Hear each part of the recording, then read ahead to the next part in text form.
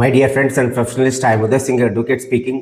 ಇವತ್ತು ನಾನು ನಿಮ್ಮ ಮುಂದೆ ಇನ್ನೊಂದು ವಿಷಯವನ್ನು ತೆಗೆದುಕೊಂಡು ಬಂದಿದ್ದೀನಿ.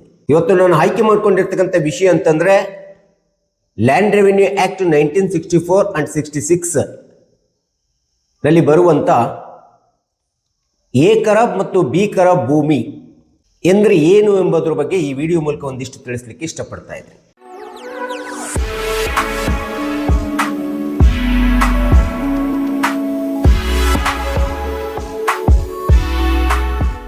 ಸೊ ನೀವುಗಳೆಲ್ಲರೂ ಸಹ ನಮ್ಮ ಹೊಲದಲ್ಲಿ ಅಥವಾ ನಮ್ಮ ಭೂಮಿಯ ಪಾಣಿ ಪತ್ರಿಕೆಯನ್ನು ನೋಡಿದಂಥ ಸಂದರ್ಭದಲ್ಲಿ ಕಾಲಮ್ ನಂಬರ್ 1ರಲ್ಲಿ ಸರ್ವೆ ನಂಬರ್ ಇರ್ತದೆ ಮತ್ತು ಈಸಾ ನಂಬರ್ ಇರ್ತದೆ. ಹಾಗೆ 2ನೇ ಕಾಲಮ್ನಲ್ಲಿ ನಮ್ಮ ಭೂಮಿಯ ವಿಸ್ತೀರ್ಣ ಎಷ್ಟಿದೆ ಮತ್ತು ಆ ವಿಸ್ತೀರ್ಣದೊಳಗಡೆ ಎಷ್ಟು ಖರಾಬ್ ಲ್ಯಾಂಡ್ ಇದೆ, ಎಷ್ಟು ಖರಾಬ್ಗೆ ಲ್ಯಾಂಡ್ ಹೋಗಿದೆ. ಉದಾಹರಣೆಗೆ 5 ಎಕರೆ ಭೂಮಿ ಇತ್ತು ಅಂತಂದರೆ ವಿಸ್ತೀರ್ಣ 5 ಎಕರೆ ಇದ್ದರೆ ಅದರಲ್ಲಿ 20 ಗುಂಟೆ 30 ಗುಂಟೆ ಖರಾಬ್ಗೆ ಅಂತೇಳಿ ಹೋಗಿರ್ತದೆ. ಅದು ಮೈನಸ್ ಆಗಿ ನಂತರದಲ್ಲಿ ಇರ್ತಕ್ಕಂಥ 4 ಎಕರೆ ಚಿಲ್ಲರೆ ಏನಿದೆಯಲ್ಲ ಅದು ನಮ್ಮ ಸರ್ವೆ ನಂಬರ್ಲಿ ಇರ್ತಕ್ಕಂಥ ಭೂಮಿ ಅಂತೇಳಿ ನಾವು ಹೇಳ್ತೀವಿ. ಇದರೊಳಗಡೆ ಎಷ್ಟು ಗುಂಟೆ ಖರಾಬ್ ಹೋಗಿದೆ ಎಂಬತಕ್ಕಂಥದ್ದನ್ನು ನಾವು ಸಹಜವಾಗಿ ಇದನ್ನು ನಾವು ಫೂಟ್ ಖರಾಬ್ ಲ್ಯಾಂಡ್ ಅಂತೇಳಿ ಕರಿತೀವಿ. ಸೊ ಈ ಒಂದು ಫೂಟ್ ಖರಾಬ್ ಲ್ಯಾಂಡ್ ಅನ್ನ ನಮ್ಮ RORನಲ್ಲಿ RTC ಒಳಗಡೆ ಭೂಮಿ ಒಳಗಡೆ ಸರ್ವೆ ನಂಬರ್ನ ಭೂಮಿ ಒಳಗಡೆ ತೋರಿಸ್ತಾ ಇರ್ತದೆ. ಸೊ ಇಂಥ ಒಂದು ಕಂದಾಯ ಇಲಾಖೆಯಲ್ಲಿ ಬರ್ತಕ್ಕಂಥ ದಾಖಲೆಯಲ್ಲಿ ಬರ್ತಕ್ಕಂಥ RORನಲ್ಲಿ ಇರ್ತಕ್ಕಂಥ ಈ ಖರಾಬ್ ಲ್ಯಾಂಡ್ ಅನ್ನ ಫೂಟ್ ಖರಾಬ್ ಭೂಮಿಯನ್ನ 2 ವಿಧಗಳಾಗಿ ವಿಂಗಡಿಸಲಾಗಿರ್ತದೆ. ಒಂದನೇದು ಎ ಖರಾಬ್ ಭೂಮಿ ಅಂತೇಳಿ ಕರೀತಾರೆ, 2ನೇದು ಬಿ ಖರಾಬ್ ಭೂಮಿ ಅಂತೇಳಿ ಕರೀತಾರೆ.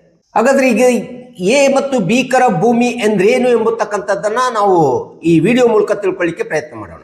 ಈ 2 ವಿಧವಾದಂಥ ಭೂಮಿಗಳು ಕಂದಾಯ ದಾಖಲೆಗಳಲ್ಲಿ RORನಲ್ಲಿ RTCಗಳಲ್ಲಿ ಇನ್ಯಾವುದೇ ವಿಧದಲ್ಲಿ ಇರ್ತಕ್ಕಂಥದ್ದನ್ನ ನಾವು ಸಹಜವಾಗಿ ನೋಡ್ತೀವಿ. ಯಾವುದೇ ಭೂಮಿ ಆಗಲಿ, ಅದು ಎ ಖರಾಬ್ ಭೂಮಿ ಆಗಲಿ ಅಥವಾ ಬಿ ಖರಾಬ್ ಭೂಮಿ ಆಗಲಿ, ಕಂದಾಯ ದಾಖಲೆಯಲ್ಲಿ ನಮ್ಮ RORನಲ್ಲಿ ತೋರಿಸಿರ್ತಕ್ಕಂಥ ಫೂಟ್ ಖರಾಬ್ ಅಥವಾ ಖರಾಬ್ ಭೂಮಿ ಎಂಬತಕ್ಕಂಥದ್ದು ಯಾವುದೇ ಒಂದು ಭೂಮಿ ಬೇಸಾಯಕ್ಕೆ ಯೋಗ್ಯತೆ ಇಲ್ಲದೆ ಇರ್ತಕ್ಕಂಥ ಅಥವಾ ಉಪಯೋಗ ಇಲ್ಲದೆ ಇರ್ತಕ್ಕಂಥ ವೇಸ್ಟ್ ಲ್ಯಾಂಡ್ ಅಂತ ಹೇಳ್ತೀವಿ. ಅಂಥ ಭೂಮಿಯನ್ನ ನಾವು ಸಹಜವಾಗಿ ಖರಾಬ್ ಲ್ಯಾಂಡ್ ಅಂತೇಳಿ ಕರೀತಾರೆ ಅಥವಾ ಫೂಟ್ ಖರಾಬ್ ಅಂತೇಳಿ ಕರೀತಾರೆ. ಅದನ್ನ 2 ವಿಧವಾಗಿ ವಿಂಗಡಿಸಲಾಗಿದೆ, ಎ ಖರಾಬ್ ಮತ್ತು ಬಿ ಖರಾಬ್ ಲ್ಯಾಂಡ್ ಅಂತೇಳಿ. ಹಾಗಾದ್ರೆ ಎ ಖರಾಬ್ ಲ್ಯಾಂಡ್ ಅಂದ್ರೆ ಏನು? ಎ ಖರಾಬ್ನಲ್ಲಿ ಬರತಕ್ಕಂಥ ಲ್ಯಾಂಡು ಅದು ಸರ್ಕಾರಕ್ಕೆ ಸೇರಿದಂಥ ಭೂಮಿಯಾಗಿದೆ, ಸಾರ್ವಜನಿಕರಿಗೆ ಸೇರಿರ್ತಕ್ಕಂಥ ಭೂಮಿ ಆಗಿರ್ತದೆ ಮತ್ತು ಆ ಒಂದು ಭೂಮಿ ವೇಸ್ಟ್ ಲ್ಯಾಂಡ್ ಆಗಿರ್ತದೆ. ಯಾವುದೇ ಬೇಸಾಯ ಮಾಡಲಿಕ್ಕೆ ಉಳಿಲಿಕ್ಕೆ ಯೋಗ್ಯತೆ ಇರ್ತಕ್ಕಂಥ ಅಂಥ ಭೂಮಿಯನ್ನು ನಾವು ಸರ್ಕಾರದ ಭೂಮಿಯನ್ನು ಎ ಖರಾಬ್ ಲ್ಯಾಂಡ್ ಅಂತೇಳಿ ಹೇಳಲಾಗ್ತದೆ. ಉದಾಹರಣೆಗೆ ಸರ್ಕಾರದ ಭೂಮಿ ಮೇಲೆ ರಸ್ತೆ ಇರ್ಬೋದು, ಕಾಲುವೆ ಇರ್ಬೋದು, ಹಳ್ಳಕೊಳ್ಳಗಳು ಹರಿದು ಹೋಗಿರ್ಬೋದು, ಗುಡ್ಡ ಬೆಟ್ಟಗಳಿರ್ಬೋದು, ಸ್ಮಶಾನಗಳಿರ್ಬೋದು, ಕೆರೆ ನಿರ್ಮಾಣಗಳಿರ್ಬೋದು, ಇವೆಲ್ಲವುಗಳು ಸರ್ಕಾರದ ಭೂಮಿಯಲ್ಲಿ ಇರ್ತವೆ. ಸರ್ಕಾರದ ಭೂಮಿ ಮೇಲೆ ಇವೆಲ್ಲವುಗಳು ನಿರ್ಮಾಣ ಆಗಿರ್ತವೆ. ಇಂಥ ಒಂದು ಎ ಖರಾಬ್ ಭೂಮಿ ಸರ್ಕಾರದ ಭೂಮಿ ಆಗಿರ್ತದೆ, ಸಾರ್ವಜನಿಕರ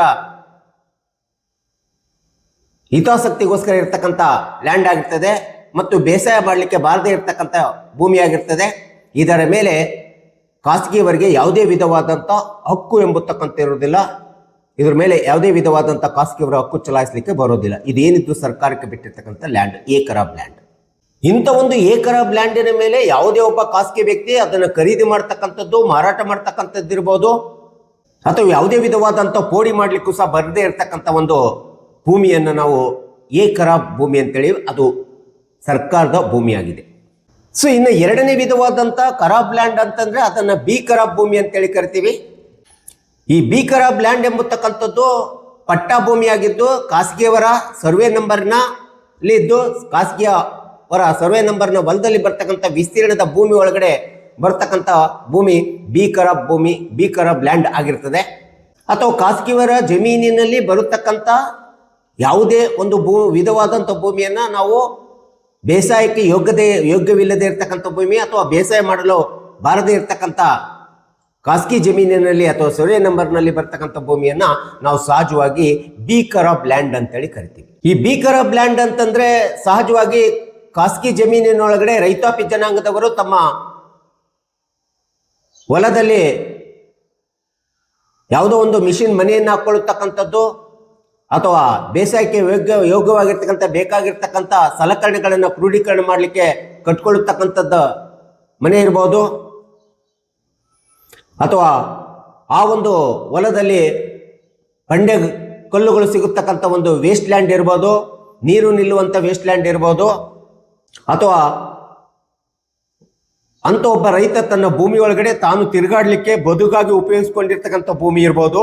ಒಟ್ಟಾರೆ ಖಾಸಗಿ ಸರ್ವೆ ನಂಬರ್ನಲ್ಲಿರ್ತಕ್ಕಂಥ ಭೂಮಿಯಾಗಿದ್ದು ಆ ಭೂಮಿ ಆ ಖಾಸಗಿ ವ್ಯಕ್ತಿ ರೈತಾಪಿ ಜನಾಂಗ ಅದನ್ನ ಬೇಸಾಯಕ್ಕೆ ಉಪಯೋಗಿಸದೆ ಇನ್ಯಾವುದೋ ಬೇರೆ ಇತರೆ ಕಾರ್ಯಗಳಿಗೆ ಉಪಯೋಗಿಸಿಕೊಳ್ಳುವಂತ ತನ್ನ ಸಲಕರಣೆಗಳು ಬೇಸಾಯದ ಉಪಯೋಗಕಾರಿಯಾಗಿರ್ತಕ್ಕಂಥ ಸಲಕರಣೆಗಳನ್ನು ಉಪಯೋಗಿಸಲಿಕ್ಕೆ ಮನೆ ಕಟ್ಕೊಳ್ಳಿಕ್ಕೆ ಅಥವಾ ಮಿಷಿನ್ ಮನೆ ಕಟ್ಕೊಳ್ಳಿಕ್ಕೆ ಅಥವಾ ನೀರಿನ ಹೊಂಡವನ್ನು ತಯಾರು ಮಾಡ್ಕೊಳ್ಳಿಕ್ಕೆ ಬದುಗಳನ್ನು ತಿರುಗಾಡಲಿಕ್ಕೆ ಬದು ಮಾಡ್ಕೊಳ್ಳಿಕ್ಕೆ ಉಪಯೋಗಿಸುವಂಥ ಎಲ್ಲ ವಿಧವಾದಂಥ ಖಾಸಗಿ ಜಮೀನಿನಲ್ಲಿ ಬರುವಂಥ ಭೂಮಿಯನ್ನು ನಾವು ಬಿ ಖರಾಬ್ ಲ್ಯಾಂಡ್ ಅಂತೇಳಿ ನಾವು ಕರಿತಾ ಇದ್ದೀವಿ.